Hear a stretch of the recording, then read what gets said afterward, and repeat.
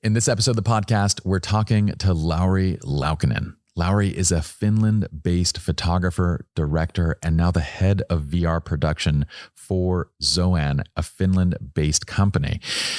His journey is kind of wild, and our history goes way back. Lauri actually used to be one of our writers for SLRlounge.com. He also created content for the SLR Lounge YouTube channel. In fact, if you go to the YouTube channel, you can type in Lauri and still find his videos, Tuesdays with Lauri. Now, at that point, he used his experience and his portfolio that he created doing education to move into photography full time. He became a commercial photographer, which then brought him into the world of directing. In his first year directing, he actually directed 50-something music videos.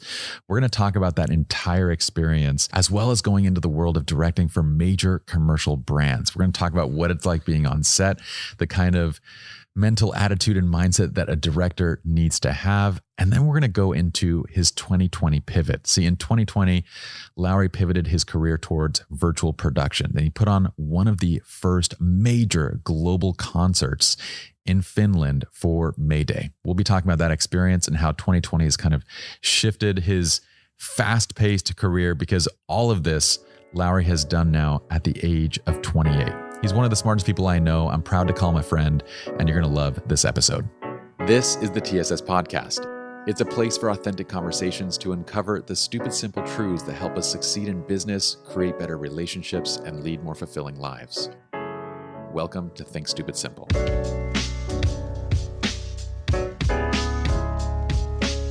We have a tradition, Lauri. We light a candle at the beginning of every podcast to get our romantic mood set. It's not that kind of podcast, don't worry. Dude, we had a break-in maybe about, I think it was about a week and a half ago. Someone broke into the studio at night. And these thieves, man, they have no respect of your sleep. They broke in and got an iMac. We were here, Justin and I were, my business partner, Justin, we were here to the studio within 5 minutes, maybe like 6 minutes. The person had already kind of gotten out with their iMac. But long story short, last night we had another one. So I was here again. What? Last night's was a false alarm. But man, it has, I'm a little bit, a little bit under it right now. How you feeling? It looks like nighttime over there. Yeah, well, the Finnish winter, it's nighttime pretty much all the time. The sun rises close to midday and then goes down pretty much straight after. So it's like no sunshine. So it's just You're darkness serious? outside. So what is that, like 4 hours a day of light? Yeah, in the southern Finland where I live, it's probably like 3 to 4 hours. And then up north, there's no sun at all. So it's just night all the time. Oh, wow. I'm going to stop complaining about early sunsets. Because, it's how do you keep your energy up? Because I find myself so tired. Like it's 6 p.m. here. And I'm like, okay, I think it's time for bed. And the sun is. Yeah. That's what happens here as well. Like when winter comes, it's just this like, usually around 3 o'clock in the afternoon, you're just ready for bed. And then maybe like a month after, like for me now, finally, like after a month of this darkness, I'm kind of getting used to it. So now it's 5 o'clock here. And it's fine. But the first month it's horrible. It's just like you go to work, it's dark, you come away from work, it's dark, and you just live in this darkness for 4 months. For 4 months, you said? Yeah, around that time. Yeah, it's about 4 months of the like darkest hour, and then it starts to get better. Darkest dark. Yeah, but then the nice part of it is, of course, that summertime, it's the reverse. So then the sun actually doesn't go down at all. So we might have these just 24 hours of sunlight. So that's the other part, which also messes up your rhythm totally, because then you can't go to sleep at all. Yeah. Dude, I can't imagine living in those places. I feel like I need my routine, and when things throw me off my routine, like it really messes with things. Yeah. But dude, it has been a minute since we have talked. So how long has it been? I was trying to think. I think it's like at least 6, 7, maybe 8. Yeah, it's been, I was thinking around that 7 to 8 year mark. Yeah. And for context, we met you actually as one of our community members who took an interest in writing, right? You were writing for us for SLR Lounge, the online blog for a while. And you were incredibly talented. We could see that very early on in the work that you were creating. You actually did one educational tutorial for us, which was really cool. Do you remember that? Yeah, I remember it was this like epic cave photography thing that we did. Yeah. It was so cool. The image was amazing. It was like a soldier coming out of a cave kind of a shot, at least from what I remember. Anyway, from then, when I saw that, and I was like, Lauri's going to be going on to a lot of different things. And sure enough, you went on to commercial photography, directing. Can we pull up Lauri's website actually? Yes. Lauri, Anthony can kind of pull up anything that you would like to show during this, but tell me about this journey, dude. You've worked with pretty much every major brand I can think of. Well, actually, a lot of these are Finnish brands, but then there's a lot of them that are international too. Yeah. It's really been a wild ride in the past. Yeah, well, I think like the past 8 years, really. The SLR Lounge thing was really a really good like stepping stone for a lot of things, and it opened up a lot of interesting opportunities, teaching, doing workshops and stuff like that internationally.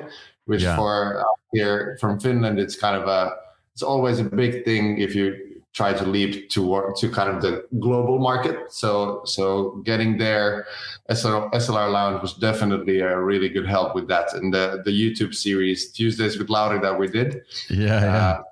I still get like these.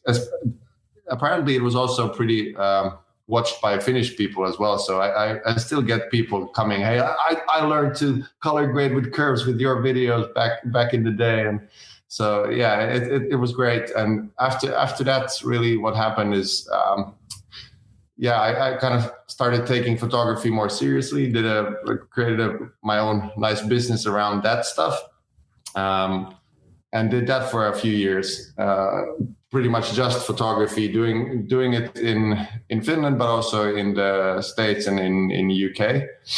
And at some point, what happened was I kind of got interested in directing, and that world started to fascinate me. And what I understood in photography as well, like what I actually was most passionate about was kind of creating this vision that I had in my head. It wasn't really that much about actually using the camera or lighting the setup or doing the technical side of it. It was actually the vision. So then I kind of understood that maybe directing could be actually something that I would be interested in. And through some connections through the photography world, I managed to get some directing jobs here in Finland, doing some music videos for the artists here.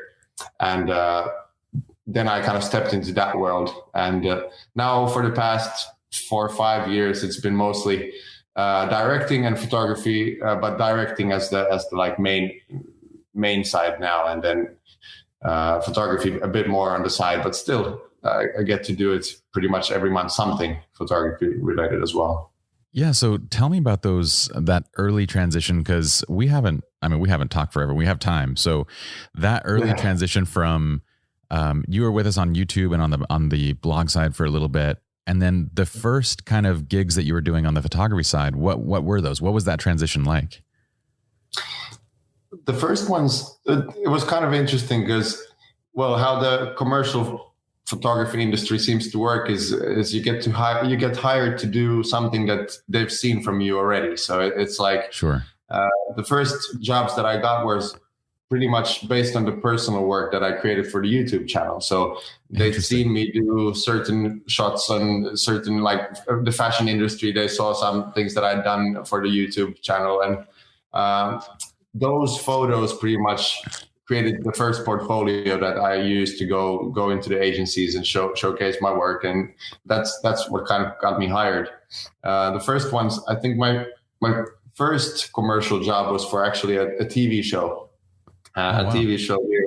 They did like a big billboard campaign for a reality TV show. It was called Royal Weddings. And it was like normal people getting a royal wedding, and then I did these like royal portraits of the couples that were then used on the billboards, and that I remember was my first one. And pretty much everything that could go wrong during that shoot did go wrong, and I learned pretty much all of the mistakes. I did all the mistakes and learned from them on that gig, and that was it was an interesting one. What was one of those differences when you were, I mean, up until that first kind of job, you were shooting mostly for yourself. How was that transition when you began shooting for the TV show? Well, like what was the differences? Well, of course, the big one is just working for someone else. So when working on my own ideas, on my own photography, it's like, as long as I'm happy, it's fine. But then working with an agency, there's so many other things to take into consideration. You have the client. How do you keep up the appearances when you're having trouble? You have the creative directors. They have their ideas and they love them, and you have to kind of listen to those. Then you have your own creative input, and it's this, like, the whole communication and psychology behind doing a commercial shoot was totally different. But I kind of enjoyed it because my background before going into photography was kind of more like economics and business, entrepreneurship and stuff like that. So then combining photography with this commercial side was actually quite nice, because I kind of understood that, hey, this is a product and we're selling a product with my photos. So I kind of could let my artist side of me a bit to move it to the back a bit and give space for other ideas as well. So that's probably the biggest kind of difference I had in the beginning. Yeah, I felt that same. So I had a chance to direct a few commercial projects. This is maybe 5 years ago. I started doing a few of them, and I did a couple for Nissan and Toyota, and then some other campaigns for like Canon and whatnot. And I gotta say, I didn't enjoy it. Like I noticed the exact same thing that you did. So it was really bad on the Nissan campaign. We did this shoot for the Altima, and I'm not like particularly excited about the Altima. It's not like I don't think most people get there. You know, you're not getting revved up over a family car. No. So. But they had this thing under wraps because it was the latest model. They had this thing under wraps like it was plutonium. Like they brought this thing to the set as if, like, you know, what's inside of here could activate nuclear weapons. And there was a level of security that I'd never seen for any type of consumer product. And then we had, I want to say it was 5 creative directors on set. So there were 4 agency side creative directors and 1 client side. So for those that are unfamiliar with a commercial production, and I was unfamiliar with it back then, but essentially the agency is the company hires out, and you correct me if I'm wrong on this, but Nissan or the company would hire out to the agency would conceptualize something and then hire the production team for it. Is that kind of how it typically works on your side? Yeah. Okay.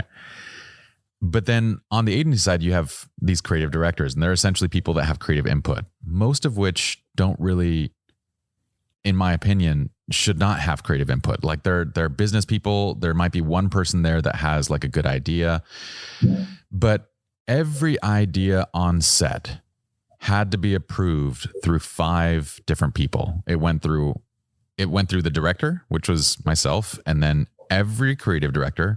And then if it passed all 4 of those, it went to the client creative director. And the number of ideas that I had on set that went through, I bet you can guess, Lauri. Yeah, close to 0.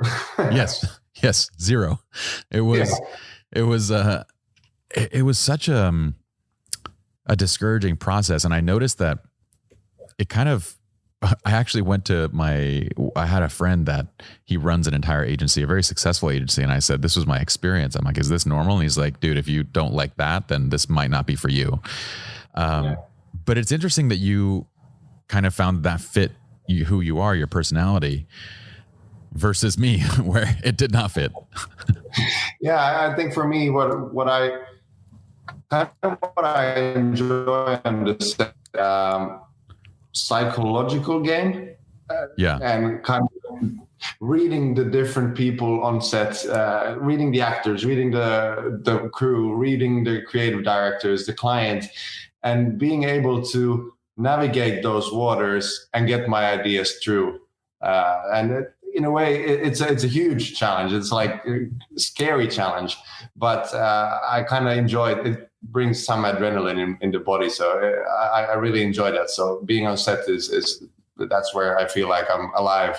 See, I very much enjoy and appreciate psychology, and that's a big part of like this podcast. But what I realized was that I like to navigate those waters on like a one-to-one basis. I don't in a group environment. I do okay when I'm speaking or I'm like when I have authority to like kind of direct and guide. But when I'm in charge of like 20 different people's emotional state, oh man, that was so overwhelming. It was crazy for me. Yeah, and it's kind of, there are these moments when you want to give up, and there's like you said, there's these opinions coming from people who shouldn't really maybe have those opinions, and that sometimes it's like, especially the clients, because the clients usually they come from a very different direction than us, and especially also the audience. Usually because they know everything about their brand, and for them it's all about the size of the logo, the colors of the brand, and it's like these things that really in the end don't matter as much, but still, because that's kind of their job, they're protecting that, they're making sure that that's what is being done, and sometimes you'll get an idea and they'll be just, no, it just doesn't fit the brand. It's like, you'll have to just kind of give up. But it's those victories make it worth it, as long as you get those victories, enough many, and then it's fine. But it can be quite tough at times. I probably didn't stick around to long enough to get those victories, but and I'm okay with that. But you did, and that makes me happy that you stuck with it. And one of the things that I also noticed was the very distinct set hierarchy and the set kind of etiquette.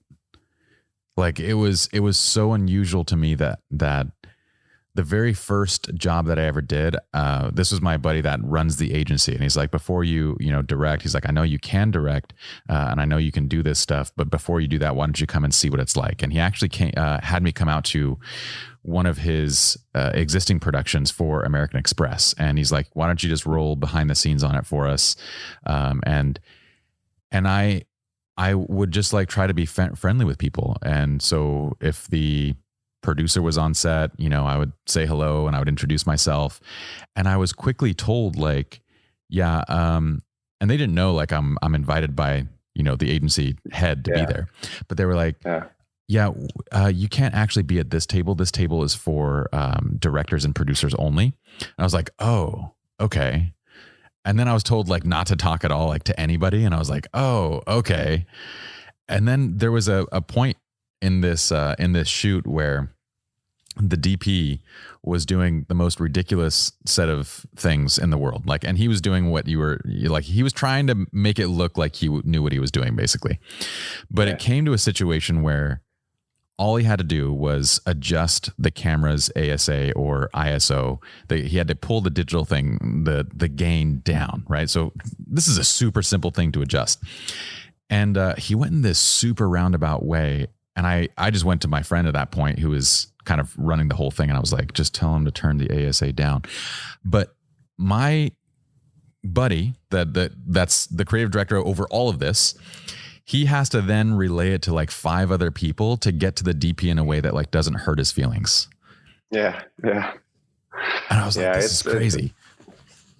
That's actually like my first experience in that world was pretty that was the same feeling I got. I think I was 22 22, 23, something like that at that point.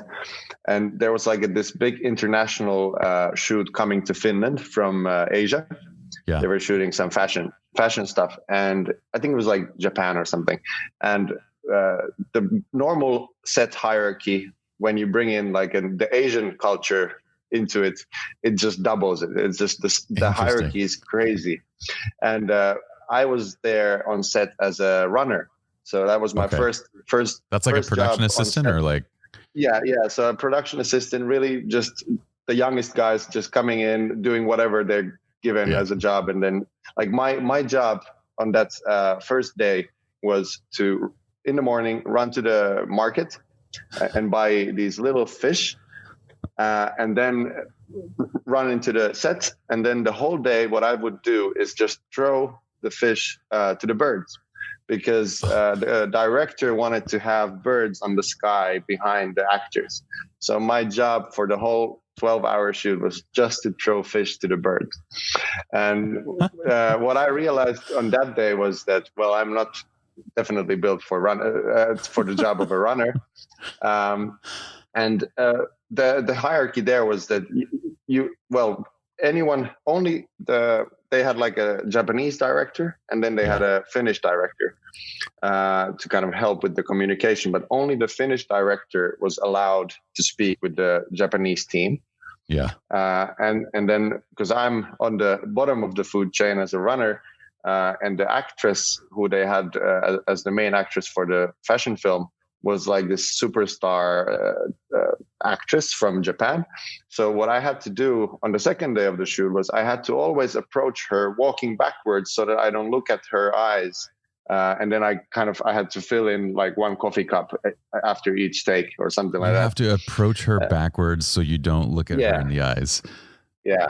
And then there were these things. I was giving this like paper with her the script, or like the words that she had to say in the scene. And they told me that, hey, hold this up next to the camera so that she can kind of see what she has to say. And when I hold it up, she got super angry because it was like she felt that she was doubted. And they quickly told me to pull the paper down, get out of here, all these things. It was like, I was like, the running thing definitely is not my thing. But then what I understood during that shoot was like, hey, the director has a really cool job. So that was the day when I was like, next time I'm going to be a director. And then that's actually what happened. So next time I was on set, I was the director. Yeah. Well, but that's a good jump. It's good to at least get the perspective. So now I kind of know what the world is on set. It's very interesting, and I almost wonder, like, as human beings, why do we do that to each other? Like, it's so. When you were holding those cards up, I can picture that someone asking you to do that, and then when the actress gets mad, I can also picture the person being like, "What the hell are you thinking, Lauri? Why would you do something like that? Get out of here! Like, don't do that." And like they would just totally throw you under the bus, despite like being the ones that like asked you to do it. Yeah. That's exactly how it went. And but it was a good learning experience, and I got the perspective of like what I actually would like to do on the set, and kind of what to strive for. So in a way, it was very valuable, and it's been great. And maybe how I approach people on sets and how I want to be as a director, and kind of be a bit more considerate, and maybe say hi to people and thank them for the job that they do and those kind of things. So, yeah. There are definitely those directors that are, like you, there are definitely those people that do a very good job of maintaining authority while being approachable. I do think it takes quite a bit of time to get to that place though in your career. Like, to know how to navigate that without stepping over on each side. But so what are some of the more, so you had that, what was your first gig directing actually? I don't even remember. I think the first ones that I did was more on the music video side. So, because I was working with Warner Music at the time. Okay. So I think the first directing things that I did was more on the music video side, working on the big names in Finland. Yeah. And then at some point, I think it it was this, I don't know, I think it's an international one, the sixth car rental company. So I think that was like my first one where we did like a James Bond themed car commercial for the movie theaters when the new James Bond movie came out. So it was kind of built to go alongside with the movie. So I think that was my first one, which was kind of cool. We had one of the biggest like Finnish male actor stars starring in the film. So it was nice to get to work kind of straight to work with these like big name actors and to kind of start building the relationship towards that side as well. And from what I know, that's kind of an unusual trek in directing, to be able to jump that quickly. What do you feel like helped you to kind of do that? What made you, I mean, going from a runner to directing, granted you have your photography experience, you have your previous experience and everything. So the technical side you have, but what connections did you make to be able to jump so quickly to directing? Well, I was really goal oriented at that time, kind of just making, I did whatever I could to just get there. And definitely what helped was the fact that I had the photography experience and the kind of agency contacts at that point. So I had already done commercial stuff for them on the photography side. And then because I had those music video direction things under my belt, so it felt for them kind of easy to start trusting me. And of course, the main connection that I had to make, which helped, was the production companies. So as a photographer, I actually worked more straight with the agency. I was kind of the production company myself. But then as a director, what I quickly realized is like, yeah, I can do smaller gigs myself. But really, if I want to get into directing the big ones, I need to actually get inside the production companies. And in Finland, we have 2 or 3 really big traditional commercial production companies that do all of the bigger work. And I actually got you know what? I realized that my first directing job was not the 6th one, actually. What was it? It's actually a fun story. It's so this one of the big production companies that is here in Finland. So apparently my friend from childhood, from my basketball team, his father is the CEO of that production company. And I had no clue. I had no clue. I didn't know. I sent an email to those guys. They're like, hey, I'm Lauri Laukkanen. I'm a photographer, want to be director. And can I come and showcase my stuff and talk and whatever? And then in 5 minutes, I get a reply, which is just like, I followed you since you were 7. And so just welcome here. And then I'm like, whoa, okay, who is this? And then I suddenly realized that, that's the father, my friend's father, actually. And I got into the production company. He met me there. And he had this one gig, which they were thinking of not doing, which was like it was some kind of... I think it was a company doing these like, is it quick loans? Like a bit like sketchy stuff, but those quick loan things. And they were kind of thinking that they don't want to maybe do it because it's kind of sketchy. So then they were like, hey, that's the perfect case to test you. So it's like they don't get the bad morale. So then they gave that job for me, and I was like, well, I don't know if I want to do it, but that's maybe the best case to kind of get myself going. And so I did that job for them, and it actually went well. They saw that I could. There was like 100 people in the crew, or actually like acting in. It was like a big fashion show set where we were in, and it was actually shot outside of Finland, so I had to direct in English and actually use my Russian language that I can speak. And it was like this mixture of things that I managed to showcase to them during that case. And after that, I kind of had proven myself. So then I started to get kind of the good jobs from them. And then once I got that ball rolling, then I managed to get into the other ones as well. Nowadays I kind of work with all of the all of the bigger ones here. And it's a lot about the personal. Once you get in, then it's more about connecting on a personal level. And there are certain companies that I've worked with, but we haven't really clicked on the personal level. So then we don't really work that much together. But then there are those that really become friends, and that's the best place to work in, because then it's nice. Then we're kind of very open and easier to talk. Yeah, that's so interesting. So, I mean, it goes back to some of the best opportunities, the biggest opportunities that we get come down to kind of the relationships that we have. You're one of those people that, I always bring this up, that, you know, the relationships that we create in life are not only part of the biggest reasons why we become successful in business, but then they're also reasons for our success in the home and our happiness. One of the things that I've kind of always recognized and admired about you, and I know I've never told you because we've never really even talked about this, but you have a very mature, like, since you were young, I mean, you were working with us when you were like 20 something, right? Yeah, 19, 20, something like that. Yeah. That's crazy to me, because you had this way of navigating relationships with a sense of maturity that I'd never seen at someone. I don't see that way. Like, I see 30 to 40-year-olds that haven't even developed that skill, and you had it at 19. And what I was saying is kind of like, you know, so some of the things that you were doing for us, I recognized at the time that maybe this wasn't like where you wanted to go. Like, I knew, okay, Lauri probably does not want to be continuing to create education or continue. Like, he has goals and aspirations beyond this. But at the same time, you kind of navigated each relationship. And as you came into the business, as well as you left it, you left all of your connections very well maintained. Like we had nothing but good things to say.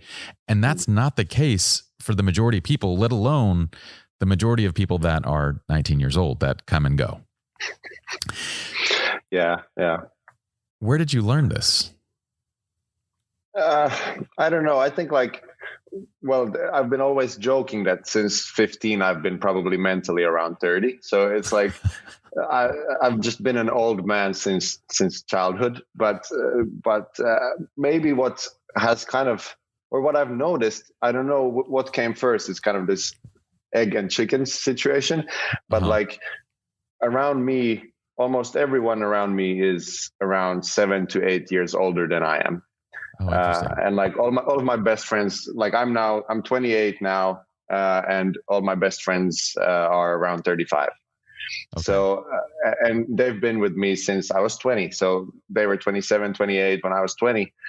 And I'm not sure which came first, but I've always kind of felt at home with those people.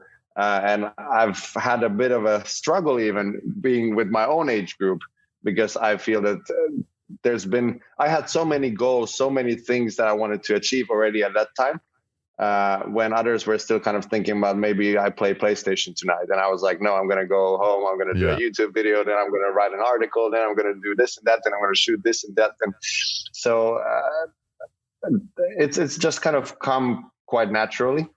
And I remember when I was 12, my uncle, he used to always ask me about my life goals, and he had me like write down goals for 1 year, 3 years, 5 years, 10 years. And then I'm kind of setting up the plan of where is my life going to go. And since 12, he always asked me that every year, what are your life goals? Have you written them down? How are you going with those? And I remember when I was, I didn't really want to talk about my goals. I was more about like, what do I get for Christmas? Yeah. But then I think around 14, 15, I really started getting really goal oriented with everything that I did, a bit too far even. I kind of got went to the deep end, but it definitely helps. And I think that's kind of what has propelled me quicker to these points and different places, is just this like, there's kind of two things. There's this goal-oriented approach where I always try to have a direction to go to. I really feel out of place if I'm kind of in the middle of not knowing where I'm going next. I always want to have somewhere to go. I can shift and change the direction. That's fine. Like I was planning to become an investment banker. That was my first original goal before the photography thing came in. Yeah. And it was fine for me to shift and change and to keep those doors open. But as soon as I changed and shifted towards photography, I really started creating new goals for myself. It was really important for me. And the other kind of keyword or this kind of value that I've noticed that kind of comes really naturally for me is just this never-ending curiosity. Yeah. And just trying to, well, one of my friends just uses this to his advantage. He just like sends me links and like words and says like, do a quick deep dive. And then it's like 10, 15 minutes. I'll Google everything there is to know about that thing. And then I'll just call him and tell him, and he'll use that info. So it's this curiosity and deep diving into different things is definitely also another one, which I think has helped me a lot during these past 10 years. That's so interesting. And so what you're describing is, you wouldn't say that the typical person your age, because I kind of always attributed to like the Finnish school system. I'm like, I don't know what they're doing in Finland, but if they're cranking out Lauris all day long, they're doing things right. Like this is kind of very unusual. But you're saying that that's not necessarily typical of someone your age then? No, I think like I had a few friends who had similar kind of approaches to life in a way, but and those people were from my basketball team. So in that team, we had a lot of like goal-oriented people, and we were really like trying to, we had set ourselves high goals in basketball, and that also kind of seemed to kind of affect all of our lives at that time, also outside basketball. But yeah, I think for the normal 19-year-old, definitely, yeah, I was a bit different. Yeah, it's interesting what high school sports do to like the development of a person's psyche. I know so many people, my own business partners included, Justin and Chris, were very serious in high school sports, and they knew this kind of progressional, natural kind of goal setting thing. Whereas I had to learn that really kind of just on my own, like later in life, but they had already gotten to a place where they knew physical duress, like they knew like what it was like to push their bodies, like to stress themselves, to fail, then to get back and try it again, to set this kind of like major goal and to keep just running into the wall over and over and over until you eventually break through. And I almost feel like, I don't know that a lot of parents, like had my father understood this when I was younger, I think he would have been very persistent in me sticking to sport. But he saw it as kind of, well, if Pi's no longer interested in it, don't worry about it anymore. Whereas now for me, I'm like, I got to get my kids into sports. For us, we as a family, we do jiu-jitsu together. Especially like I love team sports because I feel like you learn something completely different in team sports, but I also like the one-on-one nature of jiu-jitsu because it's just your will against your opponent's will. And that's it. Like you have nothing to blame but yourself for each of your mistakes, if that makes sense. Yeah, that's true. Yeah, I've never been, or I've never really tried. I always was in basketball, so I've always kind of been in this team environment. But I've always thought about it, like what would have it been like if I'd been more in the like solo sport. So yeah, that's interesting. You clearly gained the piece that had to have been one of those pieces that strengthened your ability to go and goal set and to drive towards something bigger than what most people your age were doing. The other thing that is so interesting that I'm like trying to dissect and figure out like where you learned this piece from was, on the relationship side, the relationship management side, the reason I would imagine one of the big reasons that you are successful as a director is kind of what I described earlier. When you came into our company, you impressed us. And when you left the company, you impressed us. It was this management, like kind of a relationship management skill where even when things didn't go your way, you weren't, getting upset. You weren't losing your emotional cool. You weren't. And I would imagine that that's exactly what you're doing on set, because that's the only way to be successful as a director on set. Like you have to even when things aren't going your way, you're basically managing each of these relationships and making sure that your emotions don't get the best of you. Where did that come from? Yeah, that's a good question. I don't know. I think that's probably part of my upbringing. I think since childhood, my parents have always kind of stressed about stressed the importance about just being a nice person to everyone, and kind of I think that's one of those things that since childhood, as I got older, it just kind of naturally sticked with me, and that's been it's definitely been a great strength in a few different aspects. It's exactly like you said, that when I enter a set, I try to be available to everyone, to create a relationship, even it's just a small moment, but still create a relationship and a touch point with everyone in a way, and then leave the day with a high note, have a good energy, even though there's definitely been ups and downs, but as a director, I try to lead by example and try to keep up the energy and the nice feel all throughout the day. And that's something I understood, because in the basketball team that I was in, I was the captain. And this is making more sense now. Yeah. And I was not the most talented of the group. We had these few guys who were the superstars and the cool guys. But then the coaches and the team respected me a lot because of the way how I led by example. And it was a lot, for me, it was more about leading by example, showing that we can push through this. This is how we'll do it. And leading by example, I was never really a leader by just talking or strategizing or whatever. I was just showing them that I'll do this with you guys. And the same kind of I brought into directing is this same mentality. We are a team. We're here together. There might be hierarchies, but they're not useful in this environment. It's a battle of problems coming from horizon, and we just need to contain them and figure out our strategy together. And it helps if you're a nice guy to everyone, because then and it's nice guy to everyone is the wrong word. There are moments when you have to be not the nice guy, but when you have a foundation which is built on a healthy relationship, you can be the not nice guy at certain points when that moment comes, because you have a healthy relationship beneath there. And for me, it's interesting because I get that a lot, especially during the first years. People were really bringing this up a lot. Like, how can you, as this young guy, there were these production company heads and CEOs who their children were my age, and I would never let my child do this. But they let me do it because I don't know. I just somehow naturally had it. Apparently, it is a very unusual trait and skill set to have. And here's the thing: is that you're a very humble person, and so you probably have not spent a lot of time thinking about this. But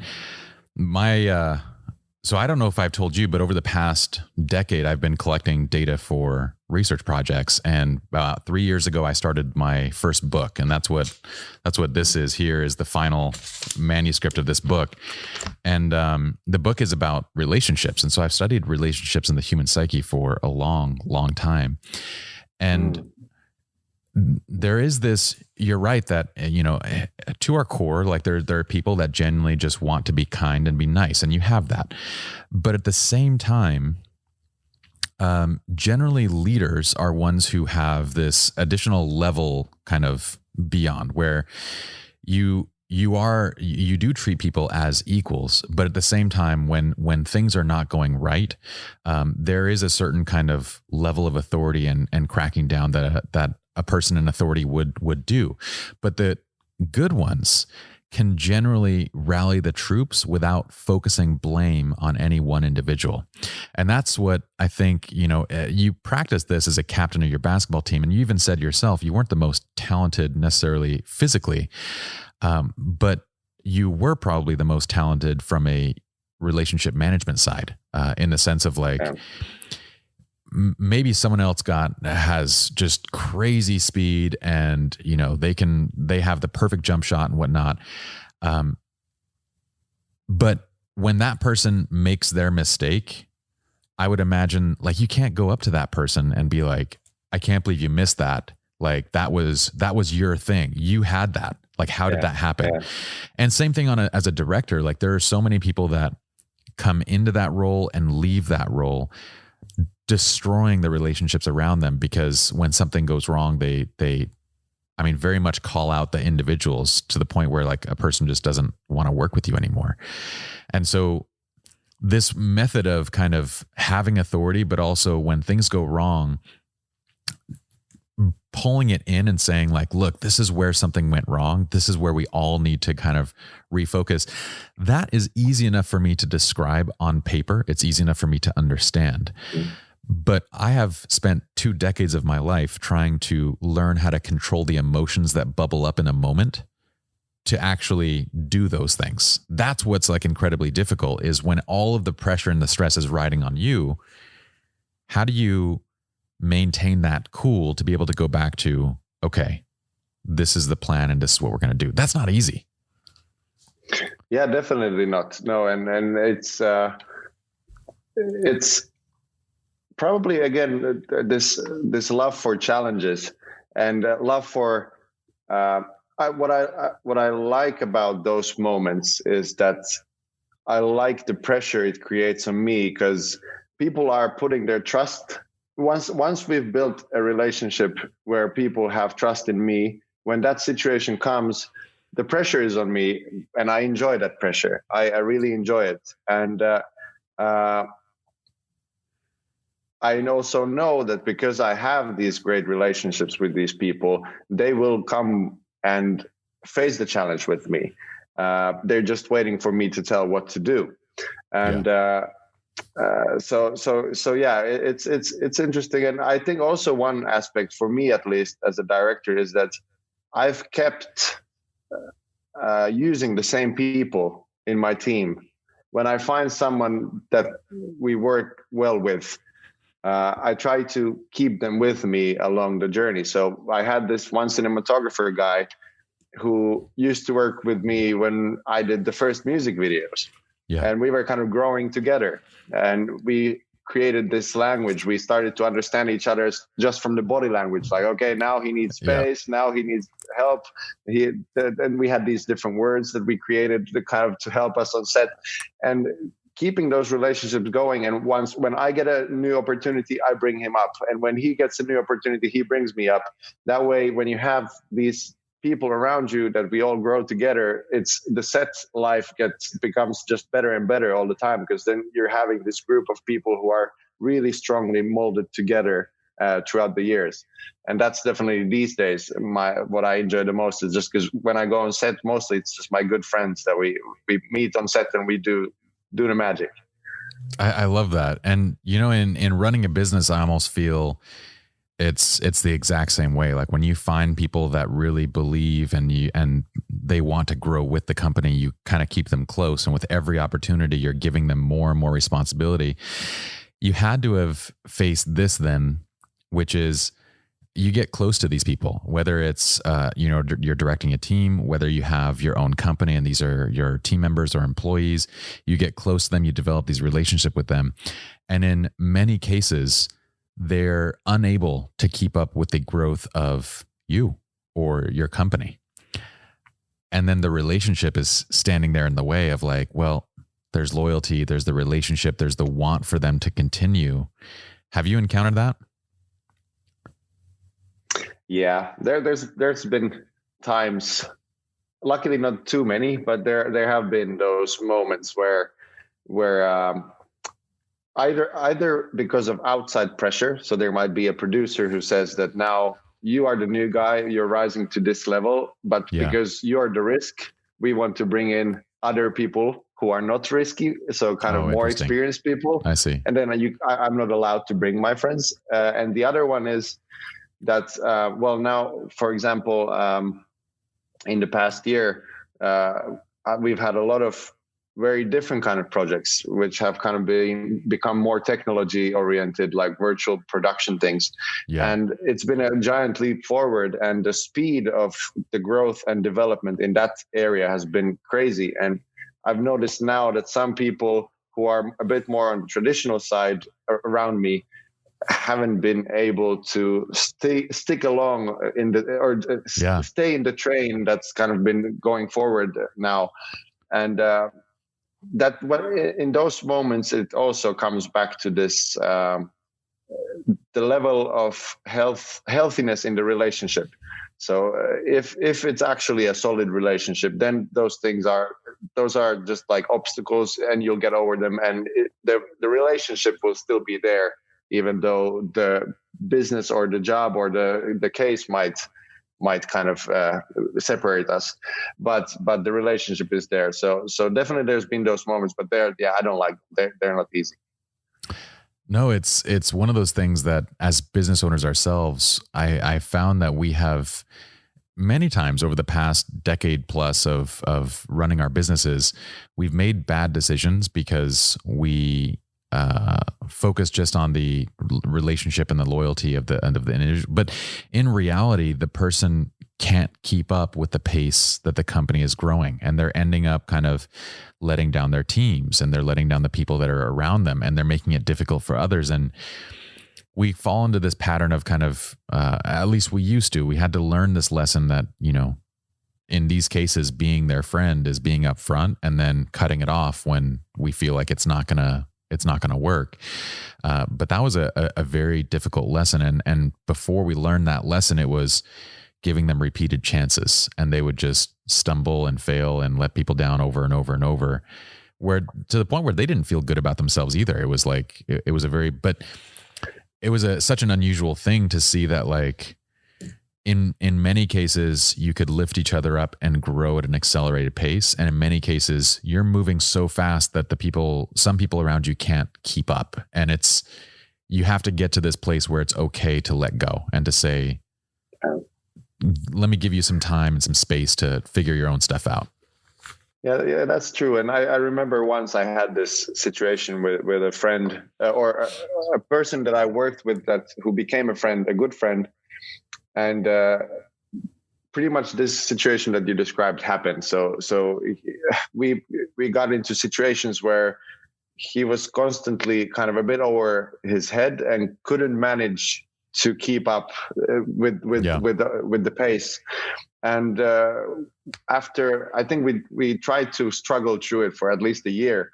Yeah. And then at some point I decided that we had to kind of talk about it. And then when I brought it up, he felt super relieved, because he was like, actually, he felt that, well, like you said, it's not good for your own morale when it's just, everything's just not going like you're hoping. And what ended happening was that it actually set him free, and he found the thing that he really enjoyed to do once he was just set free from this kind of lock that we had created with the relationship.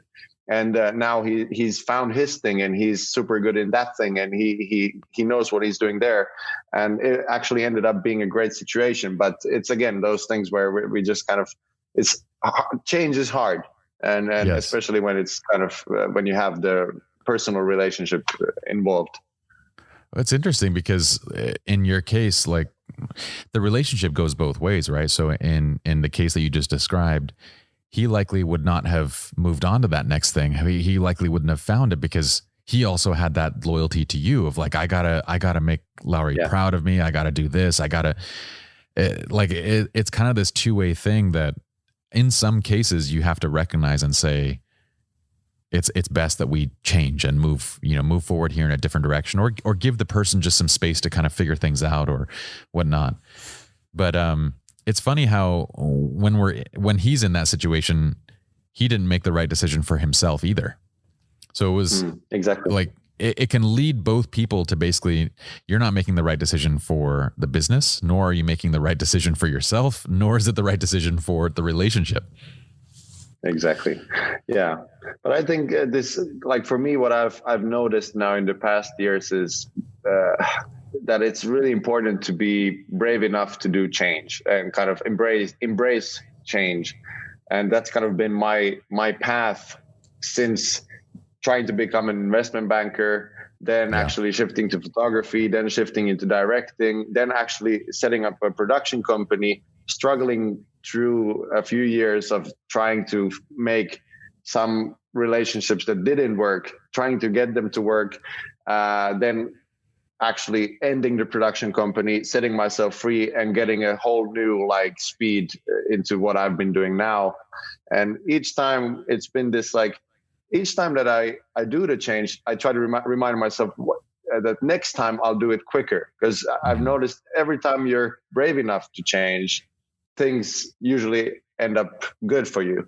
But doing that change, sometimes it takes a year to just think about the change before you're kind of brave enough to do it. So I'm trying to embrace change faster, and also the failing forward idea of just failing quicker, failing faster, and kind of all the time keeping failing forwards, so that you're all the time running forward, even though you're failing. Yeah. No, that is an amazing principle, and it's so well described. I forgot the author of that book. Well, what book was that? Yeah, I don't remember either. It's maybe Maxwell. I forget who it was. But yeah, it was such a wonderful concept to fail quickly, fail often, and to fail forward. Difficult to still put into practice, because change is like you said, when it happens, in almost every case and situation, it yields something better, but we still resist it. There's still that instinctual drive to push against anything that's different than what we know. But at the same time, I've felt over the course of, I don't think I found my career until I was about 28, 29. That was when I fell into something that was close to what my career would become, which was the first early steps of photography. So in the grand scheme of being in your career, I'm still an infant. I'm 10 years, 11 years in. Amazingly, you are 10 years into yours as well, while being 28 years old. Yeah. I was actually thinking about it. So next year it's going to be 10 years since I founded my company. That's crazy, dude. So yes, when I'm talking to you, it feels like I'm speaking to somebody that's 35 to 40 years old. I would definitely agree that you are a decade past your age in terms of maturity. But what's been interesting to me is to watch how if you embrace change and you kind of follow this progression, what you start out doing is usually not necessarily what's aligned with you and what you value. So early on, I really thought that I wanted to do photography, and I did photography. And what I quickly realized was I really wanted to do photography education and to shoot, but then also to teach people shooting. And then I would see other people come to our business, and it was, well, they need sales skills and they need business skills and they need, lighting and every other facet. So I'm going to create that training. And now a decade in, it was less than a decade in. It was 3 years ago when I realized I'm not a photographer. I mean, I love photography. It's a piece of who I am, but what I am is a frameworks person. I like designing educational frameworks, and I liked creating frameworks. And it was embracing that piece that I was like, okay, so I am going to actually start putting together the data and start writing this book. It has nothing to do with photography, but that's okay. This has just been, photography has kind of been that ship that I have rode until realizing that place. So I'm curious, in your own journey, how has that kind of evolution of change looked for you? Are you at this point looking at it and saying, I think I know more clearly what it is that I am and what I want to be doing? I think I'm still, even though I've done a lot, I think I'm still trying to find, and maybe there actually, in my case, I feel that maybe there isn't one thing. Maybe the curiosity thing is actually the thing. It's just this thing that limitless curiosity in different things and deep diving into them, that actually might be the kind of overarching theme of what I do. But definitely what I know and what I enjoy is working with people, leading people, helping people achieve their goals, their best in projects, and really just pushing myself forward with everything that I do. And it's kind of, I've never been, I'm really bad at doing the same thing twice or three times. It's like, once I've done it once, I want to teach someone else to do it and then move forward to the next one. And in a way, that's something I've realized during these past 8-9 years, is that I'm definitely a person whose value is in the beginning of a story. When things are still kind of out of place, there's a lot to be figured out, a lot of pressure on getting stuff to work. That's kind of my sweet spot. And once things have been figured out, once it's kind of, once it's been created into a product, then it's my time to move forward, because then someone else can already do it. And that's at least something I've noticed. I think it's been like the past year, which kind of taught me this the most, but I've understood it that along the way, there's been a lot of these kind of projects where I've been in a part of starting something, getting it to roll, and then jumping to the next boat, kind of doing these like quick mountain runs up to the top, then finding the next one and going on to the next mountain instead of enjoying the views.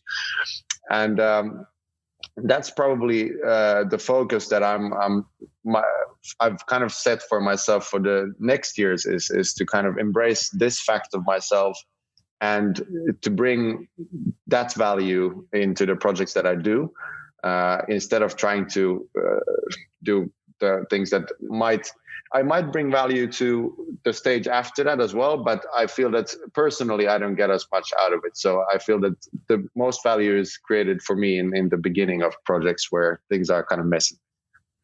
Yeah, it's a very interesting thing, because so one of the things that this book focuses on is core values and understanding core values in the context of relationships. But that same core value applies to every aspect of your life. And the one that you identified most clearly right now, and usually we don't have that many, right? There's usually 4 to 5 core values that kind of drive a person.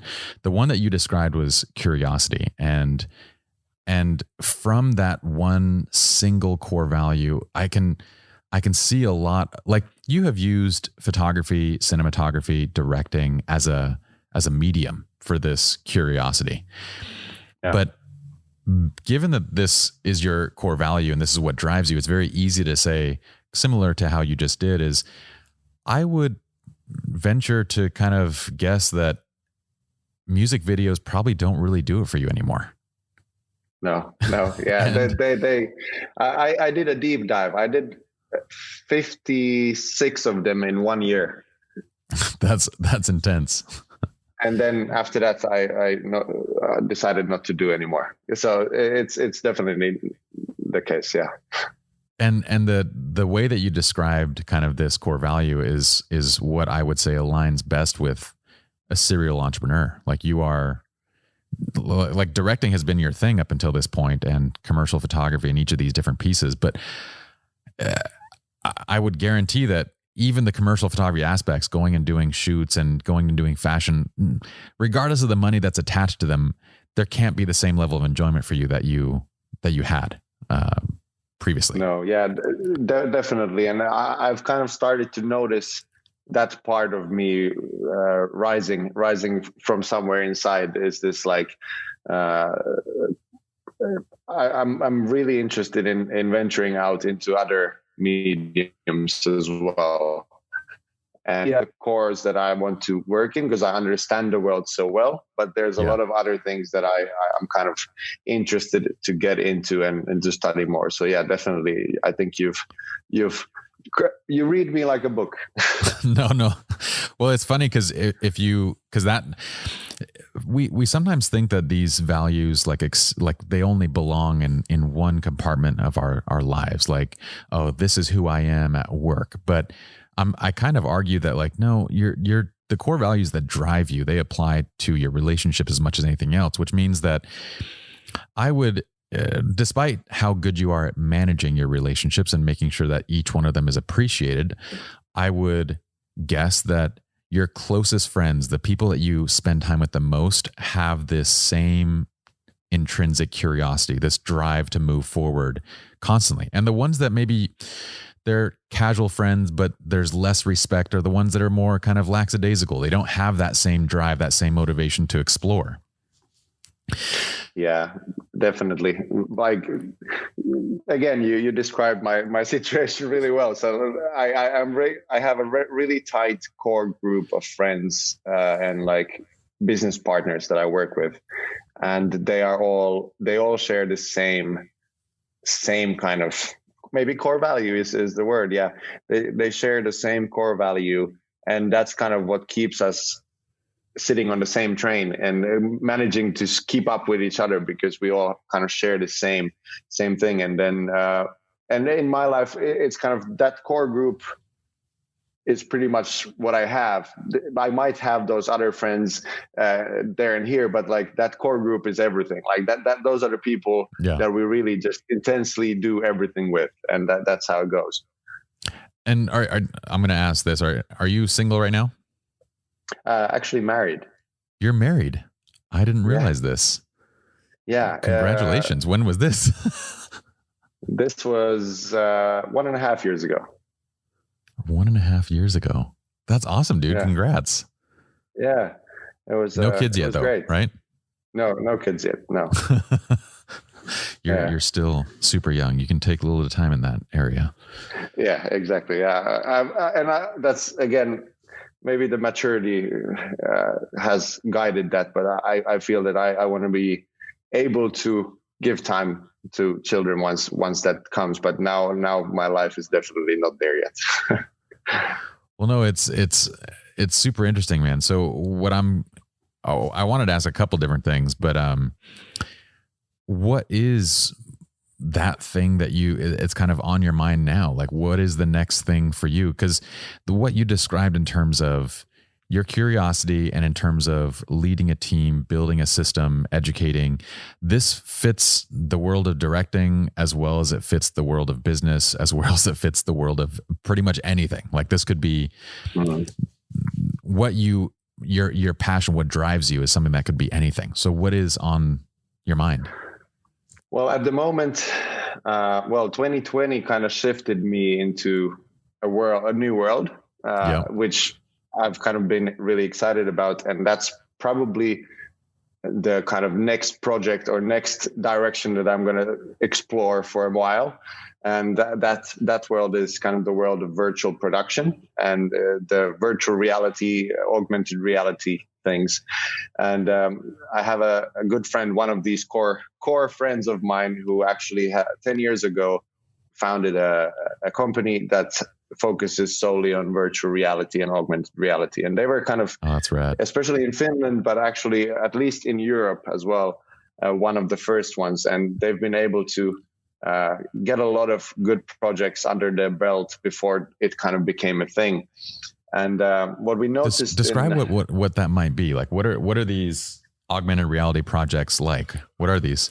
Well, so for augmented reality, virtual reality project, one exciting case that we did already like 5 years ago with this company was creating an interactive virtual reality experience into a museum. So when you go into the Finnish National Museum, there's actually an exhibition, which is always there, kind of the main exhibition. And what we did, we took one of the paintings in that exhibition and brought it to life. So when you put the goggles on and jump into virtual reality, the painting, and one of the characters invites you in, and you're allowed to step into the painting, and suddenly you are inside the painting, and there's like 200 people. It's this one really important moment in Finnish history in that painting, and you get to meet the people, you talk with them, you kind of get a totally new perspective into that moment that's in the painting. And so virtual reality, what we've been doing now in the past years with this company, mostly I've been in kind of the director in those projects. It's been creating these interactive experiences, helping people to close the gap between understanding history or creating entertainment inside virtual reality, using the possibilities of education in virtual reality. Like now there's a project that's happening where in Saudi Arabia, which we're doing, which is actually an educational project where children with disabilities are taught to cross the road, because it's safe to cross the road in virtual reality. So it's a great place to teach children with disabilities to kind of cross the road. And those are the types of projects that this company has been doing, and I've had the privilege to direct and be a part of those projects along the years.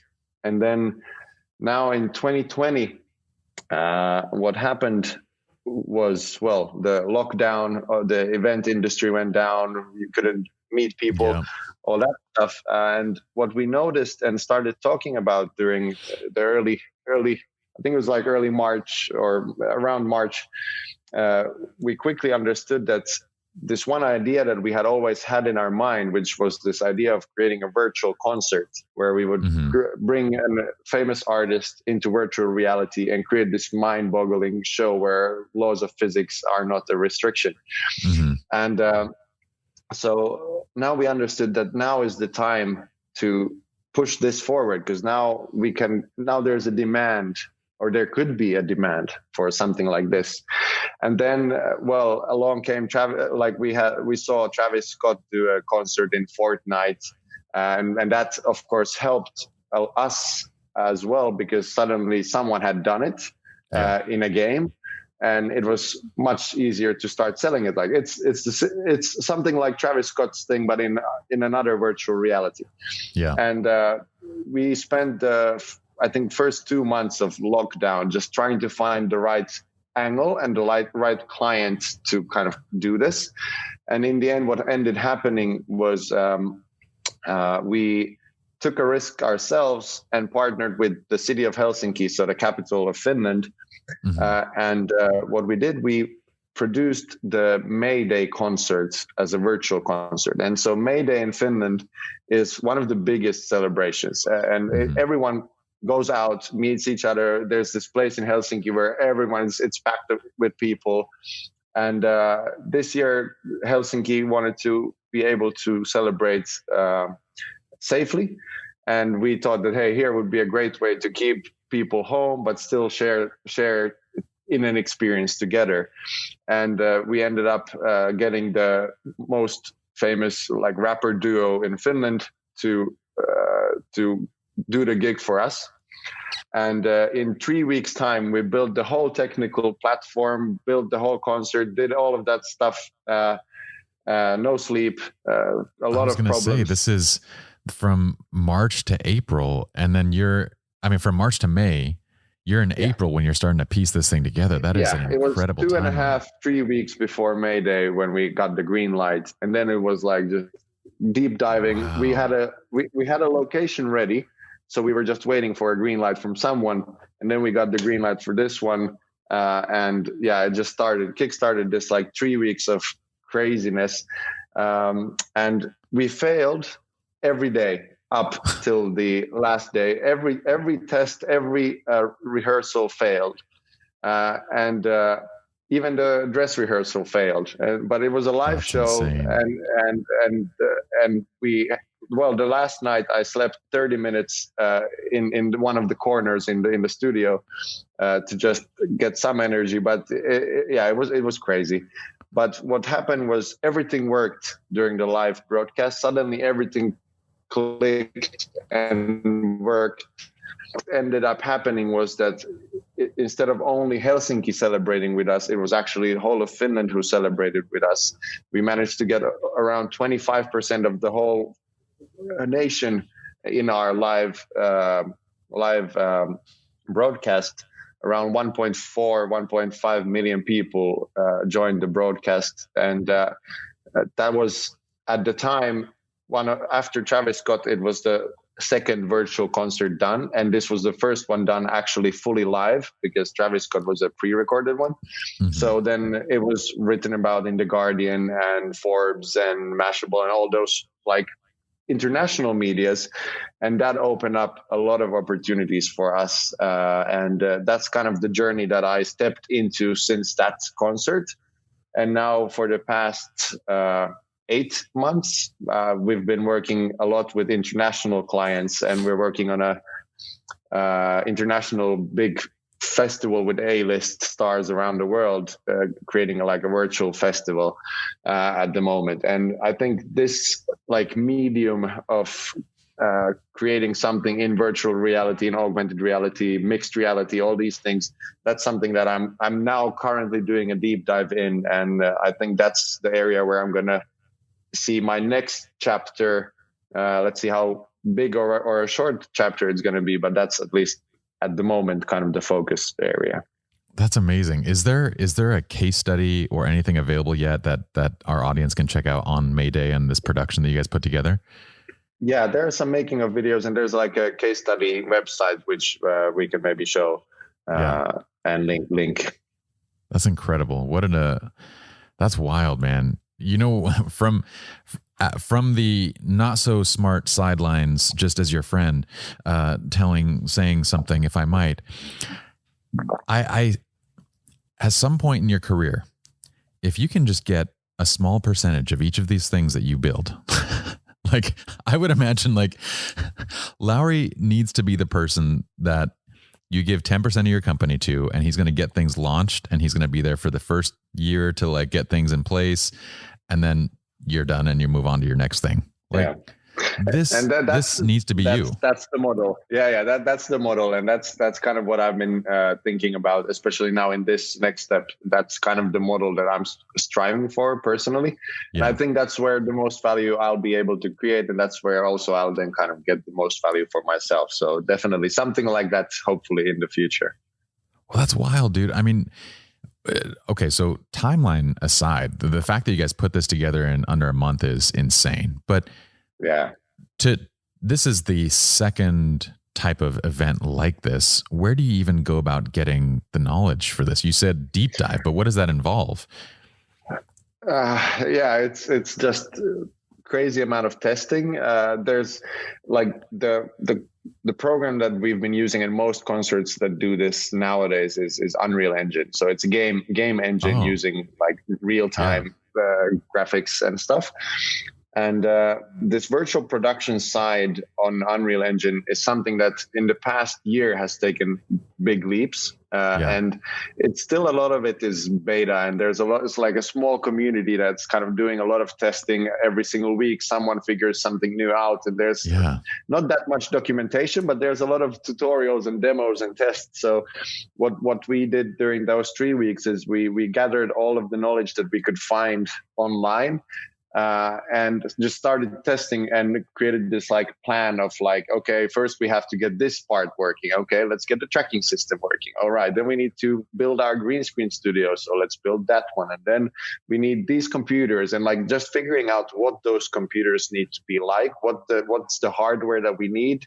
And that was like a crazy hassle, and we burned some equipment there. And so it was like this, we were thinking about that we should have done like a reality show around this production. It was like every day something absolutely happened. But I see a Netflix original as you're describing this. I'm like, this needs to be a Netflix original documentary.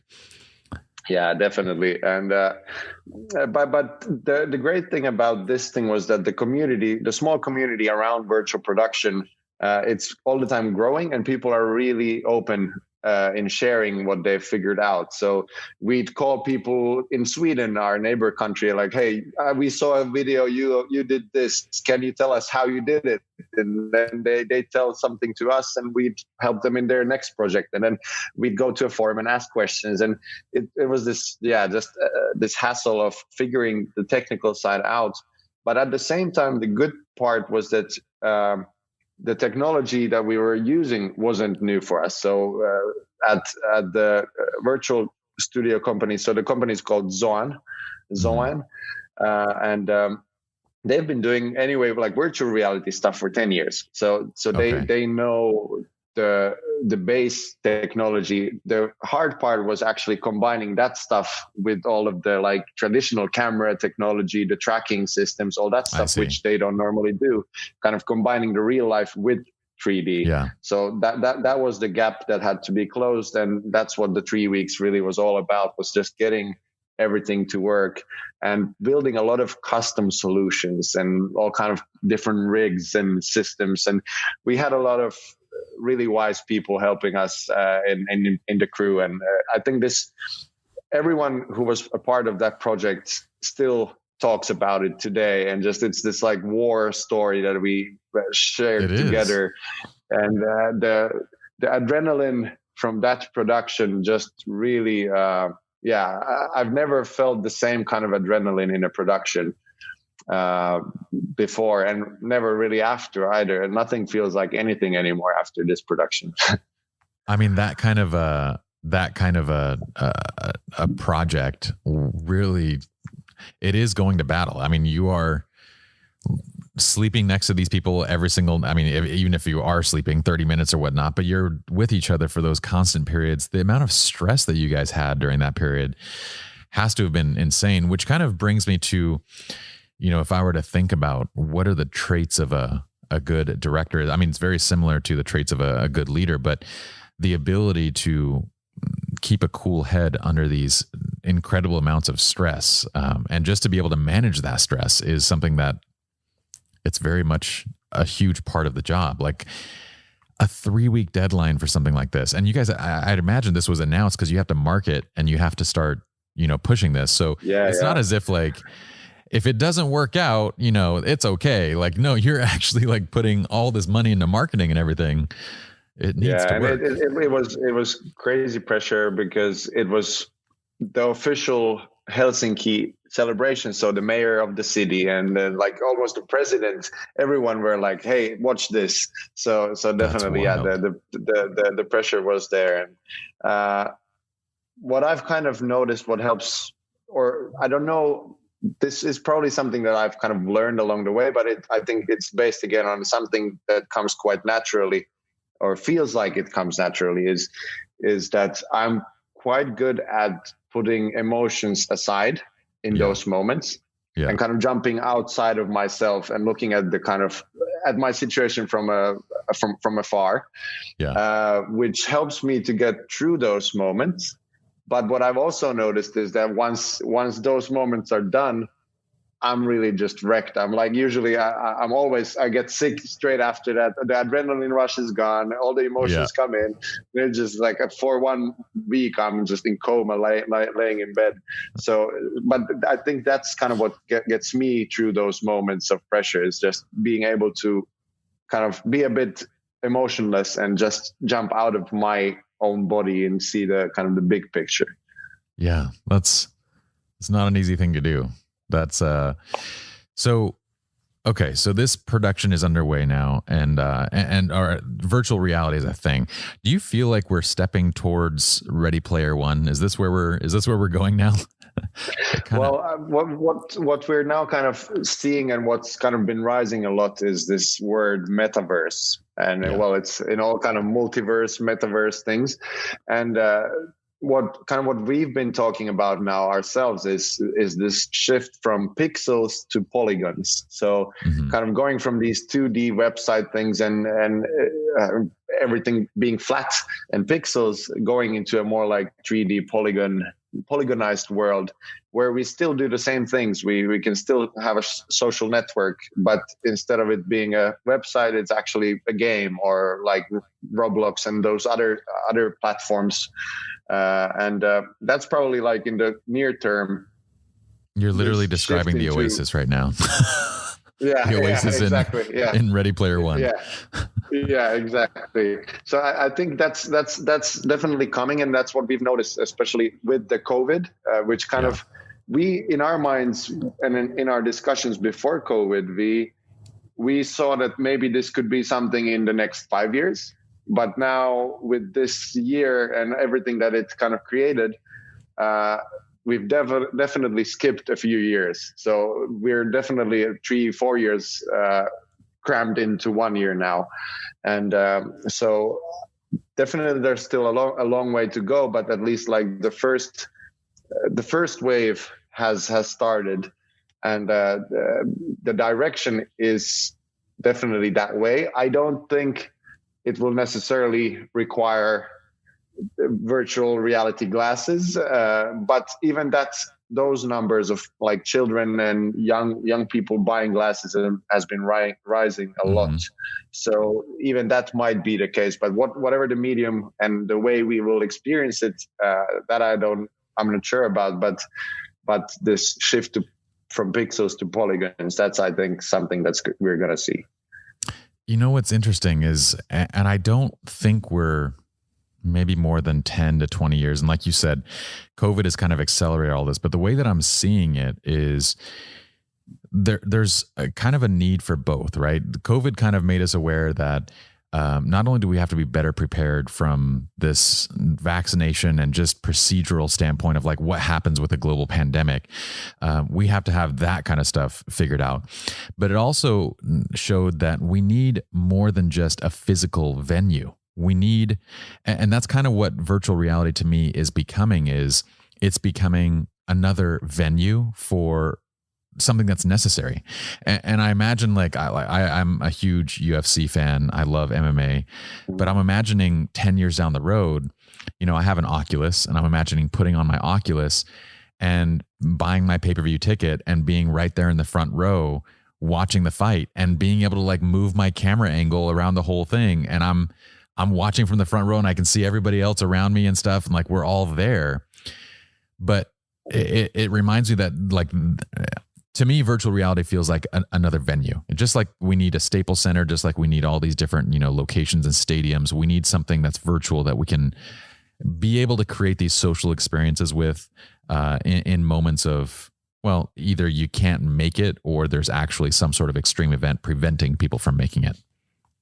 Yeah, definitely. And like, that's what we've been working on in the concert industry. And I think in the future, once we get out of this situation, virtual reality is going to be like, just like that. It's going to be a venue, something where you can reach your whole global audience at once, especially for like the bigger stars. You can kickstart your world tour. You can end your world tour by getting all of your fans into your imagination. And that's also like the personal connection with the fan can go much deeper now that you can actually take them on a journey into your imagination. You can show them whatever is happening in your head. And for artists, definitely, they're always trying to do something that's never been done before. They want to showcase their imagination. So that venue, that world, definitely brings additional value. And doesn't really, I hope it won't compete with the physical stuff, because there's a really big need for the physical concerts, physical festivals. For sure. I want to go to a physical festival as soon as it's possible. But then the virtual venue can bring a whole another level on top of it. And in the future, what I'm kind of hoping to see and do myself as well is combine these two together and actually like create another level on top of the physical. So creating these augmented reality things where we're actually in a physical space seeing a concert, but we might get like augmented reality glasses on that we wear, and we can see a whole another level of stuff happening above the stage, on the stage, that's kind of adding on top of the physical performance. So kind of also this mixed reality approach, which is kind of exciting. Yeah, as you were describing the museum project that you worked on, I was imagining like wearing augmented reality glasses or even like full VR glasses, and imagining like, you know, you put the glasses on and in front of you is maybe like this open doorway in the physical world. But when you put the glasses on, that open doorway is essentially the frame of the painting, and you're invited into this world. And then in the physical world, you essentially have this room that has all these different objects that you can interact with your glasses on. And I'm sitting here imagining like this would be such an amazing experience. And I think the thing that people often don't realize, you know, a lot of times people for a very long time have said like online education is going to destroy the workshops and, you know, in-person events industry. And that's just not the case. Like people need to be able to have education that's accessible, but those in-person experiences, they're completely different. Anybody that's been to a concert versus, you know, listened to an album versus watching something on Netflix knows that those three experiences are very, very different, and that you can enjoy all three of them. And that's kind of how I picture this augmented reality / virtual venue thing kind of working. Is it's another piece, you know, that's going to add to what we do. Yeah, definitely. It's a kind of additional value. It's also a kind of a new business case for artists and yeah. So there's a lot of potential, and definitely like we've just kind of get our first step into this world, and there's a lot to explore, and for sure we'll see a lot of cool, interesting, imaginative things happening in the future in that space.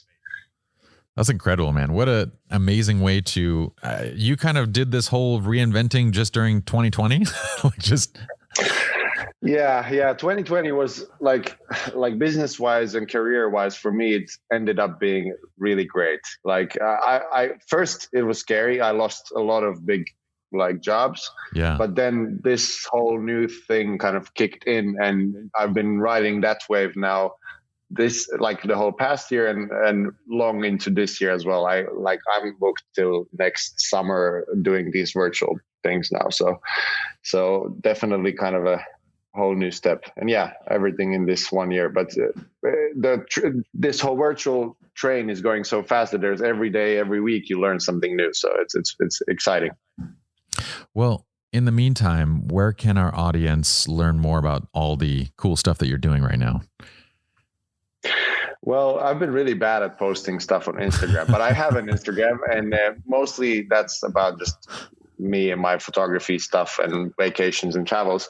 But then what I've been now trying to do is update my website, the laurilaukkanen.com. That's kind of the main place that I'm trying to keep up to date, but it's hard. And then my LinkedIn, you can follow me there. I think you can follow people on LinkedIn, maybe. Yes, so yes. There I have my most like career and those like case study things and stuff. So that's at least a good place to go to. Well, man, if you're able to start an Instagram or any type of media account where you can post these things that you're doing, I know that there probably a lot of it is very on the down low until like those events actually go live. But what a crazy cool journey that would be to be able to follow that. Yeah, I've been thinking about doing something again in YouTube. I really enjoyed it during the SLR lounge times. Yeah, and so possibly we'll see some case study videos and stuff like that on vlogs on YouTube at some point.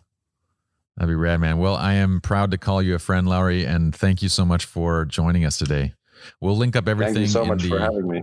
Yeah, we'll link up all of everything that you described in the show notes of the video. So if you guys want to follow Lauri, which you definitely should, check out the show notes. And dude, I can't wait to see what you do next.